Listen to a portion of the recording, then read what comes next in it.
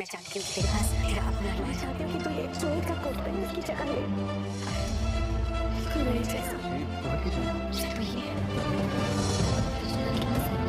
ये रिश्ता क्या कराता है कि आने वाले एपिसोड में आप देखेंगे विद्या कहती है अरमान को, मैं जानती हूँ तुम्हारे पास अपना कोट है, लेकिन मैं ये चाहती हूँ कि तुम रोहित का कोट पहनो, तुम फौरन उसकी जगह ले लो। तभी अरमान उस कोट को पहन लेता है। जब वो फॉर्मिंग जाता है तभी तभी विद्या उसे कहती है तुम यहाँ पर बैठो।